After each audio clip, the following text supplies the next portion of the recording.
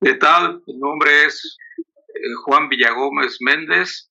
Voy a impartirles este curso interesante de bioestadística inferencial y pues el objetivo fundamental de este curso es que lleguen a comprender cómo se realizan las inferencias basadas en datos muestrales en un contexto de la biología y la salud.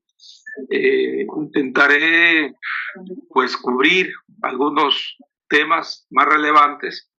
Empezaré con una introducción sobre los conceptos y antecedentes que en los cursos anteriores se han impartido y llegaré al tema de estimaciones puntuales por intervalos, las pruebas de hipótesis, en términos generales, y después a hacer estimaciones sobre medias y pruebas de hipótesis sobre medias, estimaciones sobre proporciones y pruebas de hipótesis sobre proporciones, y para terminar con la comparación de varianzas. Eso es lo que vamos a tratar de cubrir ahora. Entonces en el caso de les quiero recordar qué es la estadística, porque a veces esto tiene confusiones en muchos aspectos, ¿no? Porque en general la estadística es un proceso de recolección de datos con el fin de que se obtengan conclusiones acerca de un problema sobre el cual se están recolectando los datos. Esas conclusiones pues están cargadas de cierta incertidumbre y ahí es donde empieza la probabilidad. En términos generales, entonces en este asunto de lo que es la estadística, se reparte en dos áreas grandes.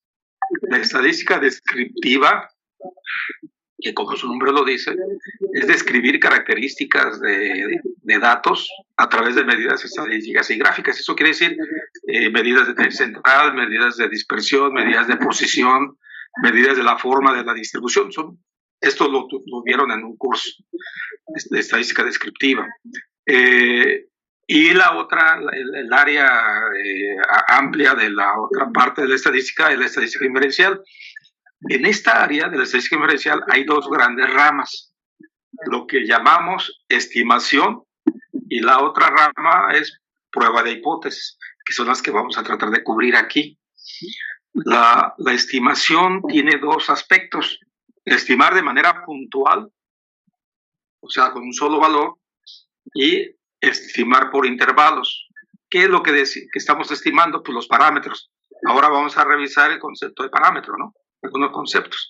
Y el caso de la prueba de hipótesis, esto es que uno asigna valores a los parámetros y lo que quiere uno es, con la muestra, ver si se cumple ese valor que le asignamos a los parámetros. Esas son las dos grandes ramas de la inferencia. Entonces aquí vamos a empezar. ¿Qué es la inferencia, no? Porque inferir, ¿qué significa? Inferir significa generalizar, o sea, de lo particular, inducir de lo particular a lo general.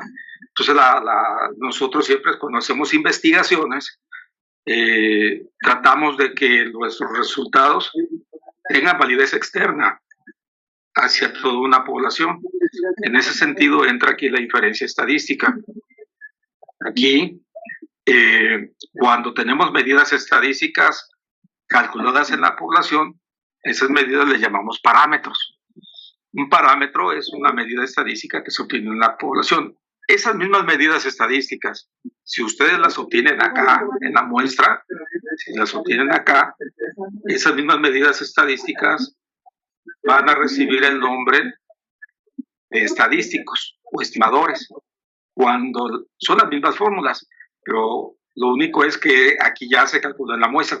Ahora, aquí el asunto esencial de la inferencia estadística es que esto que tenemos aquí en la muestra represente a toda la población. Ese es el reto. ¿Cómo yo le voy a hacer para que mi muestra sea una especie de micropoblación, de tal manera que lo que yo haga en esa muestra sea válido para toda la población? Ese es el reto, por decirlo así, y por eso aquí se requiere el concepto de muestra aleatoria.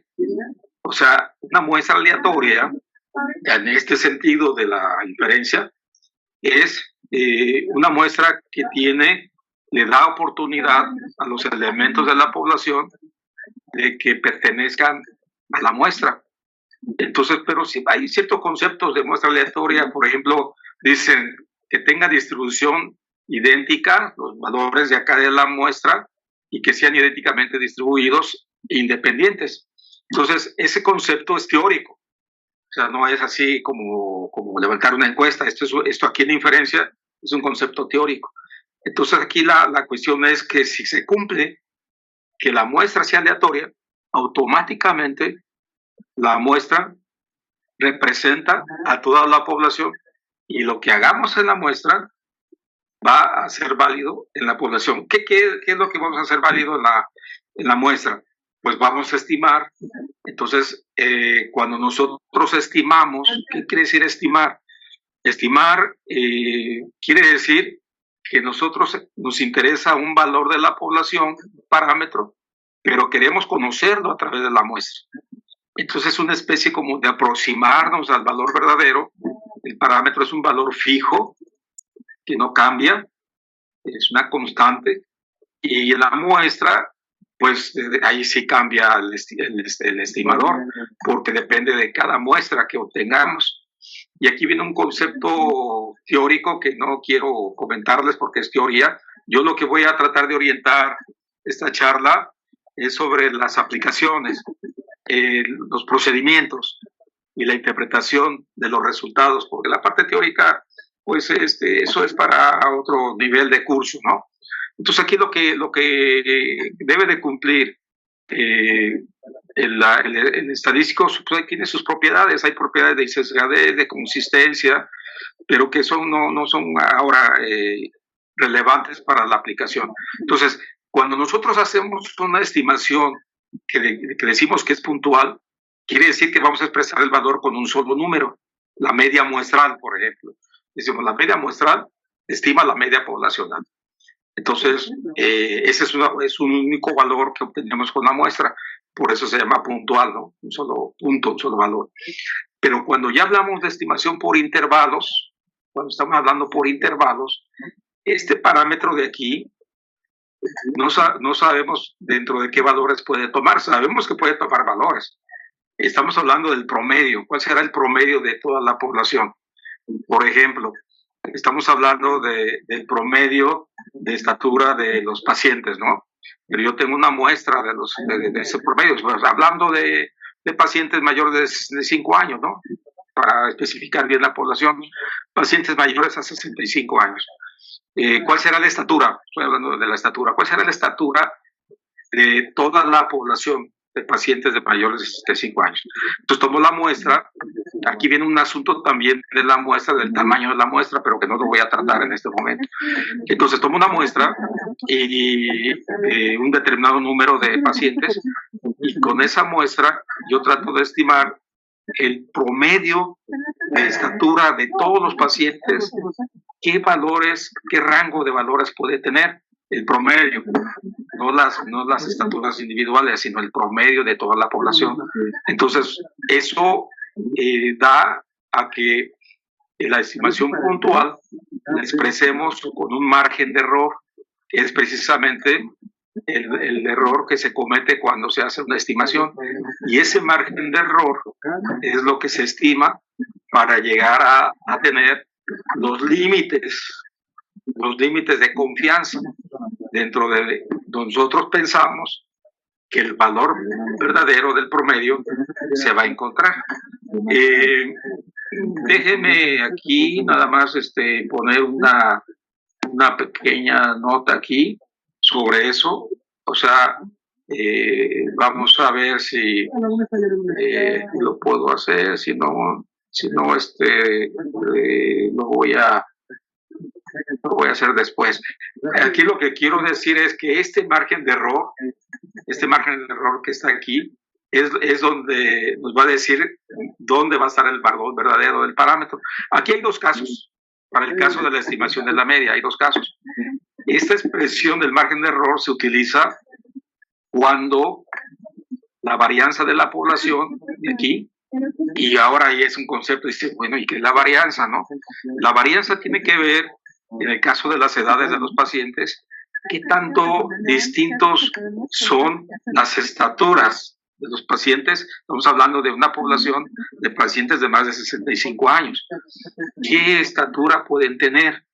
Entonces, si estamos hablando de la estatura, ¿cuál es la variabilidad de esa estatura? Si esa variabilidad de la estatura, que es la varianza, en este caso estamos hablando aquí de la desviación estándar, pero si esa variabilidad ya sea expresada con una varianza o expresada con una desviación estándar, estos conceptos también se vieron en estadística descriptiva. Por eso aquí no lo voy a dar énfasis sobre eso.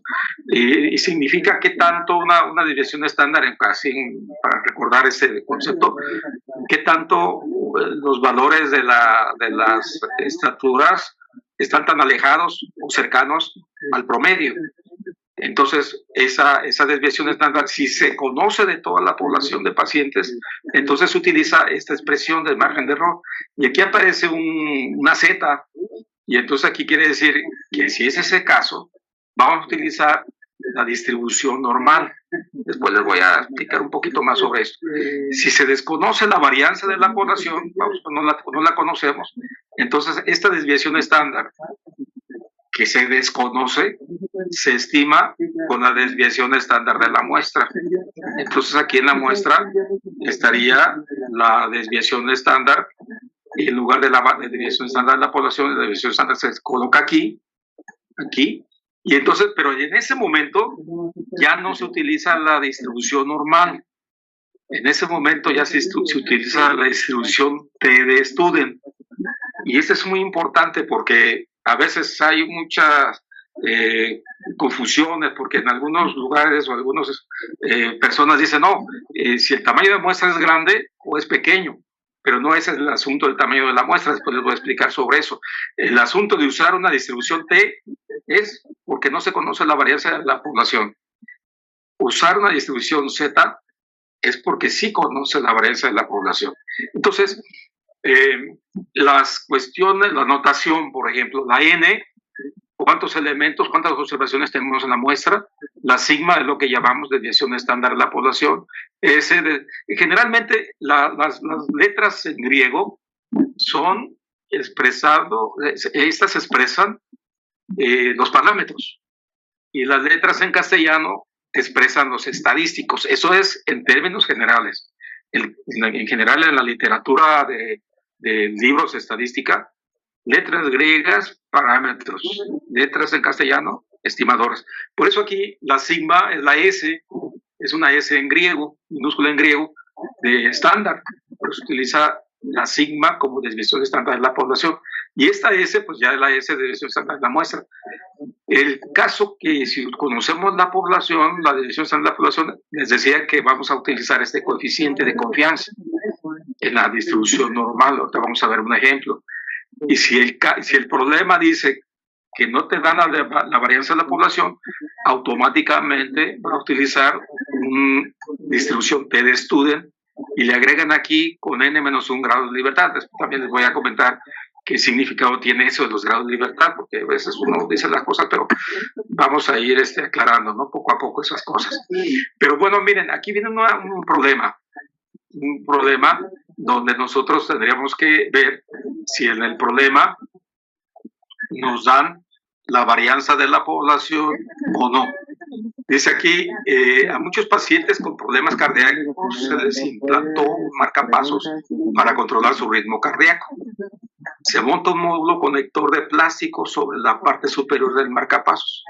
Ahora viene aquí, suponiendo una desviación estándar de 0.0015 y una distribución aproximadamente normal, encuentro un intervalo de confianza del 97% para la media de todos los módulos conectores que fabrica una compañía, no nada más para los de la muestra. La muestra que se obtiene aquí, aleatoria de los 75 módulos, esta muestra se le obtiene un promedio de 0.31 pulgadas. Ese es el estadístico, ¿no? Entonces, ¿qué tengo que hacer? Entonces hay varias cosas, ¿no? ¿Por qué puse yo esta expresión? Porque aquí dice, suponiendo una desviación estándar de esta cantidad, o sea, suponiendo que se conoce, ¿no? Aquí en toda la población. Entonces, esta es la sigma, esa es la sigma. Y esto que dice aquí es el promedio de la muestra de la X barra. Entonces, vamos a ir revisando. Aquí yo no sé, pero de repente las fórmulas como que dan cierta versión, ¿no? Pero esto que estoy haciendo es para ver en el fondo cómo se obtienen los resultados, porque al final vamos a ver que cuando uno usa un software, pues el software ya da el resultado, no tiene que ser uno todo esto que estoy aquí presentándoles, ¿no?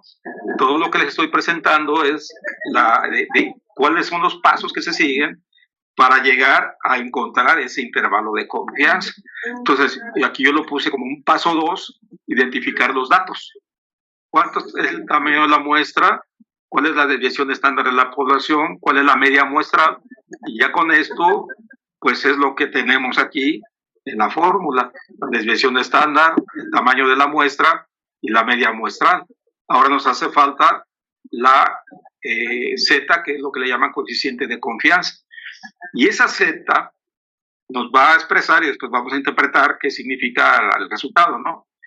Esta Z pues nos está indicando que se usa una distribución normal porque se conoce la varianza o la desviación estándar. Ahora tenemos que ver 1 menos alfa sobre 2. La notación, también aquí hay un asunto de la notación en los libros. Los libros, digo, estoy hablando de los libros porque a veces se consultan los libros para ver si uno está haciendo bien las cosas, ¿no? Pero en los libros hay muchas variedades de cómo se consigue la notación. Entonces aquí en este caso es porque esta curva normal, hay tablas de distribución normal. Entonces aquí a la derecha ustedes ven la tabla de distribución normal que es acumulada, o sea, eso quiere decir que las áreas que nos están dando son áreas acumuladas hasta un valor determinado. Entonces por eso es que se pone 1 menos alfa. Entonces, y después de tener 1 menos alfa, esto de aquí se parte siempre, siempre el nivel de confianza del 97% es una probabilidad de que la media muestra, de la media poblacional se encuentre entre dos límites, y lo que queremos es estimar esos límites. ¿Cuáles son esos límites? Entonces, con esta confianza, de aquí se encuentra el alfa, despejando el alfa de acá, es 1 menos 0.97. Esto se lo voy a ir ahí comentando para que, pues, bueno, vayan viendo, ¿no? ¿Qué pasos se siguen? Después ustedes pueden hacerlo poco a poco, ¿no? Después se divide el alfa entre 2, 0.03 entre 2, y se encuentra que es 0.015. En la fórmula, aquí abajo la pueden ver, me está pidiendo una Z de 1 menos alfa sobre 2, es la E acumulada, y por eso necesito encontrar cuál es 1 menos alfa sobre 2. Alfa sobre 2 es 0.015, 1 menos 0.015, pues ya es 0.985. Le agregué un 0 aquí porque estoy usando una tabla, y si se fijan en la tabla, siempre tenemos 4 dígitos después del punto decimal. Entonces, para ubicar mejor en la tabla, le agregué un 0, pero realmente es 0.985. Entonces, ¿qué hacemos para encontrar el valor de Z? Pues vamos a la tabla y buscamos el valor que ya tengo aquí de 1 menos alfa sobre 2. Y en todos los libros hay tabla de distribución normal, pero el problema ahí también es que hay diferentes tipos de tabla de distribución normal. Esta es una tabla acumulada. Hay otros tipos de tabla que no se leen igual. Yo utilicé esta acumulada porque es la que es más común. Buscamos el valor que encontramos acá, y donde lo encontramos, o el valor más cerca al que estamos buscando, lo fijamos, nos vamos a la izquierda y encontramos el valor de Z, ¿verdad? 2.1. Vamos hacia arriba y encontramos el valor de 0.07. Sumamos el 2.1 más el 0.07, nos da 2.17. Ese es el valor de la Z que nosotros estamos buscando. Ese es el coeficiente de confianza. 1 menos alfa es el nivel de confianza. Son dos conceptos distintos. Y es un coeficiente porque está multiplicando acá algo, ¿no? Por eso se llama coeficiente de confianza. En algunos dicen que este es el coeficiente de confianza, ese es el nivel, este es el coeficiente. Ya encontramos el coeficiente, ya teniendo los valores en el paso 2 del tamaño de la muestra, la desviación estándar de la población, la media muestral y el coeficiente que acabo de encontrar aquí en la tabla, pues ya podemos sustituir. Vean, Z1 menos alfa es 2.17, lo sustituyo acá. La media muestral es 0.310, lo sustituyo acá, que es lo que estábamos. Déjenme, pues aquí está la fórmula, ¿verdad? X barra, aquí está, Z, 2.17, sigma, la sigma está acá arriba, 0.0015, y el tamaño de la muestra, 75, raíz de n, raíz 75. Se hacen los cálculos, véanse, aquí se hacen los cálculos, y da esta cantidad después de hacer esto. Entonces, ahora ya viene el asunto de cómo encontrar los límites inferiores. Pues límite inferior es el valor de la media menos el margen de error, es lo que les llamaba esto, les decía hace rato que es el margen de error, y da 0.30, este número, ¿no? 0.309, 6, etcétera, pulgadas. Cuando le sumamos el margen de error, nos da el límite superior. De tal forma, entonces, que ya tenemos el resultado de los límites inferior y superior. Porque ¿qué es un intervalo? Un intervalo es un rango de valores que tiene dos límites, un límite inferior y un límite superior.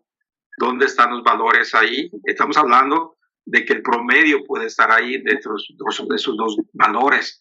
Entonces, por eso que decimos aquí como un resultado que la media de todos los módulos conectores que fabrica esta compañía se encuentra entre 30.96, aquí está redondeado, pulgadas y 31.04 pulgadas. Y aquí se le agrega con un nivel de confianza o con una confianza como lo pidieron, ¿no? Del 97%. Ya estimamos. ¿Qué es lo que se estima aquí? Se estima los límites de confianza. Es lo que se estima. ¿Cuál es el límite inferior y cuál es el límite superior con ese nivel de confianza? ¿Qué sucede si aumentamos la confianza? Por ejemplo, si nosotros aumentáramos la confianza, en lugar de ser 97, fuera 99, pues aumenta el valor de Z, ¿verdad? Porque 99 pues, está más para abajo, aumenta el valor de Z, el valor de Z sería más grande, 2.575, algo así, no me recuerdo bien, y aumentaría la amplitud del intervalo, porque como hay más confianza de que suceda que el parámetro se encuentre ahí, pues para más confianza aumenta el tamaño del intervalo. Entonces, aquí viene un asunto. ¿Cuál es el nivel de confianza que debemos de usar? Eso lo vamos a comentar. Vamos a terminar aquí con los pasos, con la interpretación. Ya tengo el resultado. Vean lo que estoy haciendo aquí. Pongo la fórmula, ¿no? Los datos que me da el problema. Sustituyo los datos en la fórmula. Encuentro el resultado. Aquí está, límite inferior, límite superior. Ahora yo voy a interpretar ese resultado. ¿Qué significa eso? Aquí en estadística hay hay varios enfoques de la inferencia. En estadística, generalmente, desde el punto de vista teórico, hay tres enfoques. El primero, el clásico, el que estamos usando ahorita, es el que le llaman inferencia frecuentista, porque estamos hablando aquí que asume el concepto de probabilidad frecuentista. La probabilidad tiene esos enfoques: enfoque frecuentista, enfoque a priori clásico o enfoque bayesiano. Entonces, de ahí deriva la inferencia estadística. Si estás usando una probabilidad desde el punto de vista frecuentista, pues la interpretación va a ser frecuentista. ¿Qué significa eso? Que estás tomando muestras, una muestra, otra muestra, otra muestra, una frecuencia de extracción de muestras. Y entonces, como estamos hablando de un nivel de confianza, aquí dice, del 97%, ese 97%, ¿qué significa? Entonces, aquí viene la interpretación. Si nosotros tomáramos, pero eso es imaginándose, ¿no? Es, a ver, yo voy a tomar 100 muestras del mismo tamaño, ¿no? De 97 conectores. Y en esas 100 muestras, ¿qué es lo que va a suceder? Lo que va a suceder que 97 de ellas, el promedio de todos los módulos conectores que fabrica esa compañía, se va a encontrar entre estos dos límites que yo acabo de encontrar acá arriba. Entonces, eso es un enfoque frecuentista, la interpretación de un intervalo de confianza. Pero generalmente esto no se pone en los artículos, ¿no? Aquí entré directamente a la parte de la inferencia, pero porque pues el curso es de inferencia. Si fuera de metodología de la investigación, estaría comentándoles ahí que pues según el objetivo de la investigación es también el uso de la estadística. La parte que vamos a ver, por ejemplo, de prueba de hipótesis, pues es más apegado a la cuestión de una hipótesis de investigación. Aquí esto se utiliza más para una cuestión descriptiva, pero inferencial. O sea, descriptiva en el sentido del tipo de estudio, ¿no? Tipo de estudio descriptivo que describe una población, ¿no? A eso se refiere como tipo de estudio. No como estadística descriptiva, ¿no? Sino como un tipo de estudio. Descríbeme a esa población. Entonces aquí estamos describiendo qué le sucede al promedio de estos módulos, ¿no? De todos los módulos. Esa es la interpretación. Bueno, ese es el primer ejemplo y ahora vamos a revisar. Estamos en la estimación por intervalos de confianza de un promedio, ¿verdad? De parámetros. Ese es el tema que estamos aquí checando. Ahora viene aquí un problema del caso B, que es el de cuando se desconoce la varianza. Dice una muestra aleatoria de 25 pastillas de aspirinas que contiene en promedio 325.5 miligramos de aspirina. Y esta muestra también nos arroja una desviación estándar de 0.5 miligramos. En la muestra nos da el promedio y la muestra nos da la desviación estándar. Quiere decir que la desviación estándar se calculó en la muestra de 25 pastillas. Entonces, la pregunta aquí, lo que nos piden es encontrar el intervalo de confianza del 90% de ese contenido promedio de aspirina, pero para todas las pastillas que se pueden fabricar. Aquí no es una población teórica, porque tú dices, bueno, yo agarro 25 pastillas, pero estas 25 pastillas representan a una población de producción de pastillas.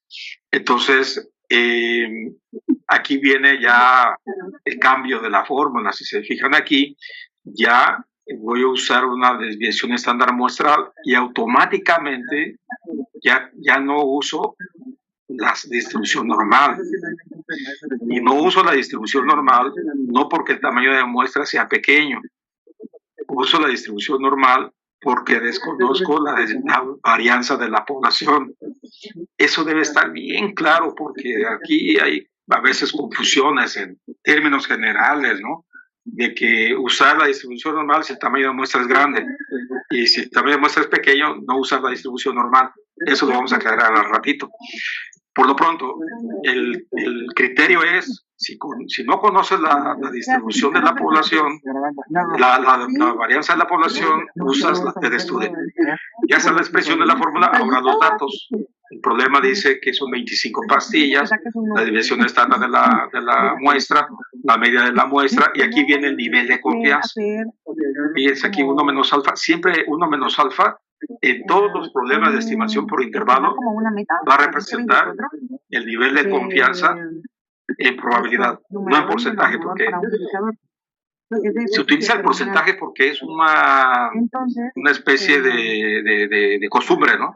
Se puede utilizar el porcentaje, pero por eso aquí estamos interpretando ese porcentaje como si fueran 100 muestras, ¿no? Entonces aquí ya es en probabilidad, 0.90. Se hace el mismo procedimiento, se obtiene el alfa, pero ahora, si se fijan, ya no es 1 menos alfa sobre 2. La tabla de la t-de-Student nos está dando, fíjense aquí arriba a la derecha lo pueden ver, nos están dando un alfa. El área que se usa aquí es lo que está en la cola derecha de la distribución. Eso es lo que se utiliza en la TED Student. Aquí sí, el estándar de la TED Student generalmente viene así, las tablas. En el caso de la normal, si se acuerdan acá, en el caso de la normal es lo que viene antes, lo que está acumulado antes de ese valor. Ahorita les voy a explicar cómo se obtiene esta gráfica en el Minitab. Por lo pronto, en el Minitab es un software que es muy cómodo, muy fácil de usar, como el SPSS, como el Excel igual también, pero eso es muy cómodo de usar. Ahorita les voy a mostrar eso. Entonces, regresando aquí a la tabla TED Student, la tabla TED Student, eso TED Student surge porque un químico en Irlanda hizo una investigación sobre, estaba trabajando en una cervecera y bueno, ustedes no sé si conocen la teoría de la historia de eso, y hizo una investigación con muestras pequeñas, etcétera. Entonces encontró que se parecía mucho a la distribución normal, estandarizada, o sea, media cero y una desviación estándar un poquito más grande que la normal. Pero como era poca información, utilizó el concepto de grados de libertad. Entonces aquí la NU que está aquí marca los grados de libertad. Los grados de libertad en esta distribución están marcados como el tamaño de la muestra menos 1. Entonces siempre que vayamos a buscar un coeficiente de confianza en la TED Student, siempre tenemos que acudir a los grados de libertad. Es muy distinto a la distribución normal. Vamos a ver entonces cómo los encontramos. El alfa se encuentra primero dividido, restando, ¿no? Pues alfa sobre 2, 0,2 sobre 2, 0,5. A ver aquí. Aquí es 0,1, ¿eh? Aquí hay un errorcito aquí. Es 0,1. Pero bueno, vamos a ponerlo así mientras. Entonces lo agarré de 0,5, pero aquí es 0,1. Si fuera 0,1, bueno, de hecho aquí es 0,1.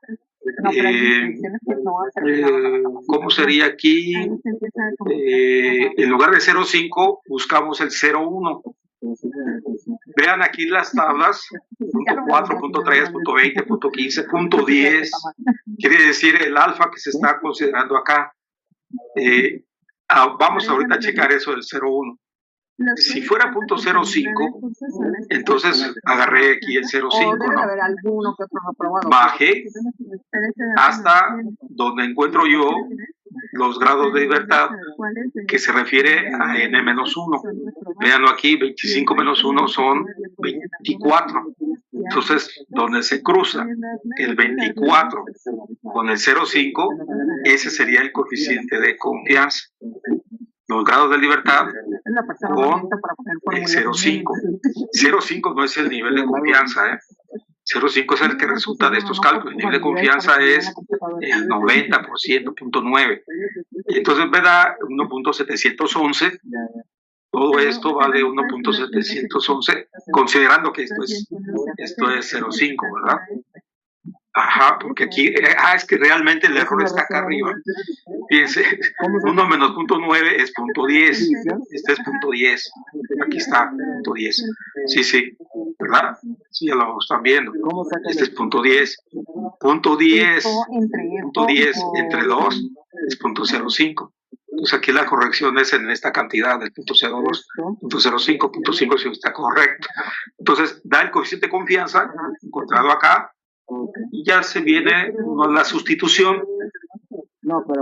Sustituye uno el coeficiente de confianza, unos 711, la desviación estándar de la muestra.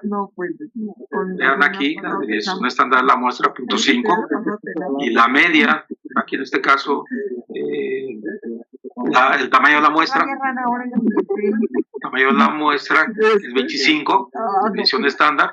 La media es 325.05. Igual, se hacen los cálculos.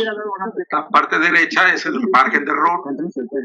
¿Cuánto nos podemos equivocar? ¿A qué distancia estamos del promedio, no? O sea, entonces aquí está, punto 1711. Ese sería el margen de error. Y viene el mismo concepto.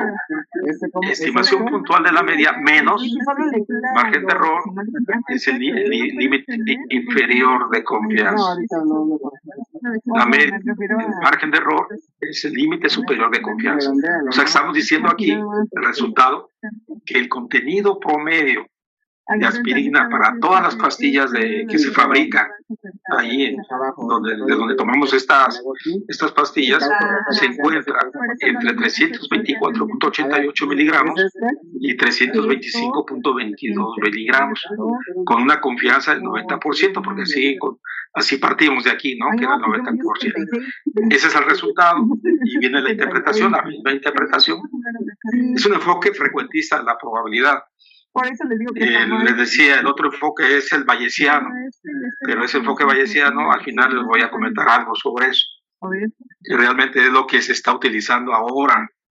Siglo XXI es siglo de la estadística bayesiana.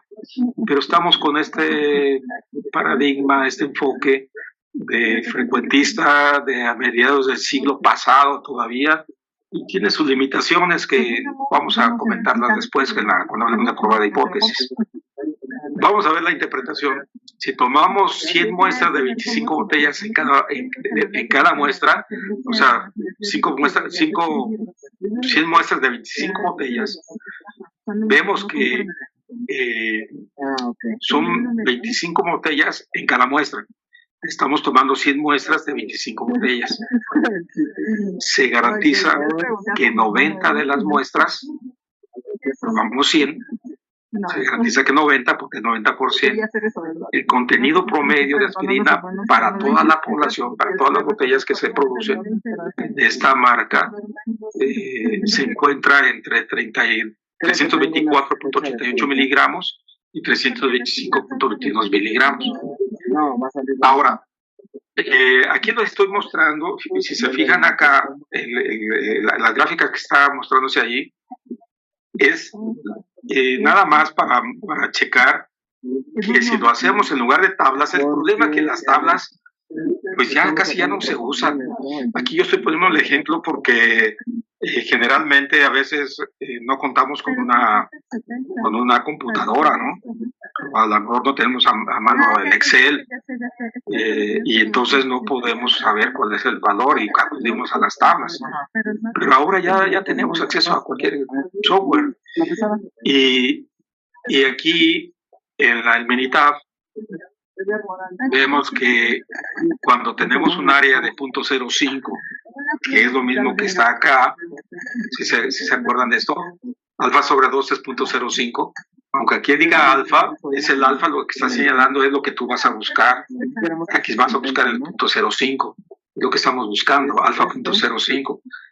Si esto tú lo pones en el Minitab, dices, a ver, ¿cuál es el valor? De tal forma que a partir de ahí yo tenga un área de 0.05 a la derecha. Eso es lo que quiere decir el coeficiente de confianza, y es 1.711. Esto lo arrojó el Minitab, que es el mismo valor que está en las tablas. ¿Se fijan? Igual, acá en esta parte de la derecha, aquí se ve más claro todavía ese sentido de lo que son los intervalos de confianza. Porque dicen, bueno, a ver, ¿cuáles son los límites de confianza? Pues si el nivel de confianza es 90%, punto 90, ¿cuánto deja? Este caso de la T de Student es simétrica. ¿Cuánto deja?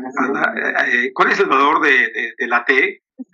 De tal manera que a la derecha deje 0.05 de área y a la izquierda 0.05. ¿Por qué?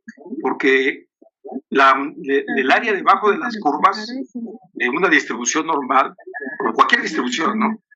El área debajo de una distribución de probabilidad, en todas las distribuciones de probabilidad, desde menos infinito a infinito, cubre la unidad. Eso es teoría, cubre la unidad. Entonces, todo esto debe de sumar la unidad, debe de sumar 1. Si aquí en esta parte del medio tengo 0.90, pues me sobran 0.10 para 1. Pero como hay simetría, el 0.10 lo estás dividiendo entre 2, las dos colas, pues se queda 0.05 y 0.05. Uno le da al Minitab esta cantidad de 0.90 o 0.10 y ya te da automáticamente el valor. Y aquí te da el negativo y aquí te da el positivo. Hice este de la izquierda porque así están las tablas. Este de la izquierda es lo que está aquí en las tablas. Pero realmente más ilustrativo es esta gráfica de aquí. Bueno, esta es la parte de los dos ejemplos de estimación de una media por intervalos de confianza, dos casos donde la varianza se conoce y donde la varianza se desconoce.